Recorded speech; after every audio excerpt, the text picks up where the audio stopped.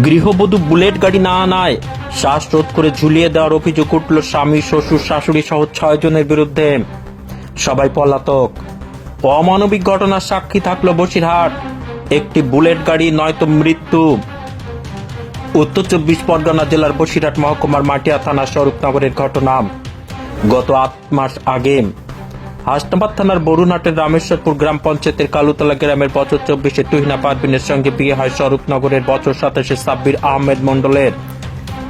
তারপর থেকে বিভিন্ন সময়ে পণের দাবিতে কখনো মোটা অর্থ, আবার কখনো আসবাবপত্র চাহিদা বাড়তে শুরু করে স্বামী, শ্বশুর, শাশুড়ি সহ লোকজনের পরিবারের বিরুদ্ধে। চলতি মাসের রবিবার সকালবেলায় পারভিনের কাছে একটি বুলেট গাড়ি দাবি করলেন।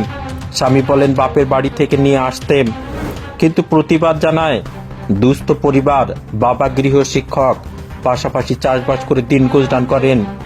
বিয়ের সময় সাধ্যমতো সোনা গয়না, টাকা পয়সা, জিনিসপত্র দিয়েছিলেন। মেয়ের কাছে বারবার বুলেট গাড়ি দাবি করলে দিতে না পারায় তাকে গত 48 ঘন্টা ধরে শারীরিক ও মানসিক নির্যাতন দেয় বলে অভিযোগ। গতকাল মঙ্গলবার দুপুরবেলায় ওই এলাকার অন্য একজন বধূর পরিবারকে জানায় মেয়ে গলায় দড়ি দিয়ে আত্মহত্যা করেছে। দান্নকুড়িয়া গ্রামীণ হাসপাতালে মৃতদেহ রয়েছে। স্বামী এই খবর দেন তুহিনার বাপের বাড়ির লোকজনকে। মৃত গৃহবধূর বাবা খলিলুর রহমান গাজী, মা জাহানারা বিবি পরিবারের অন্যান্য সদস্যদের নিয়ে দান্নকুড়িয়া হাসপাতালে গেলে দেখে তার মেয়ের গলায়, শরীরে একাধিক জায়গায় আঘাতের চিহ্ন রয়েছে। তাকে শ্বাসরোধ করে মেরে ফেলে ঝুলিয়ে দিয়েছে, এমনটাই অভিযোগ করছেন মৃত বধূর বাবা খলিলুর রহমান গাজী। মাটিয়া থানায় জামাই সাবির আহমেদ মণ্ডলের বিরুদ্ধে খুনের মামলা রুজু করেছে।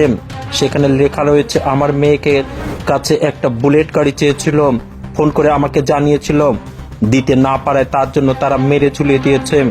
তদন্ত শুরু করেছে পুলিশ।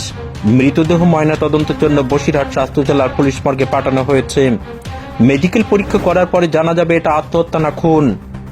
আমি খুব গরিব পরিবারে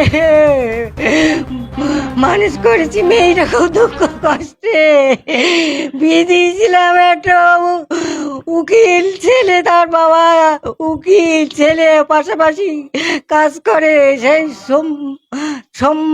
ভালো মতন সম্বন্ধ পেয়ে দিয়েছিলাম। এত টাকা পয়সা, সোনা দানা, খাট বিছানা সবই দিয়েছিলাম। আরও বাড়ি দেওয়ার পরে গাড়ি 3 লাখ টাকা দাবি করেছে আমার কাছে, আমি দিতে পারিনি। আমার মেয়েকে ওরা মেরে ফেলেছে।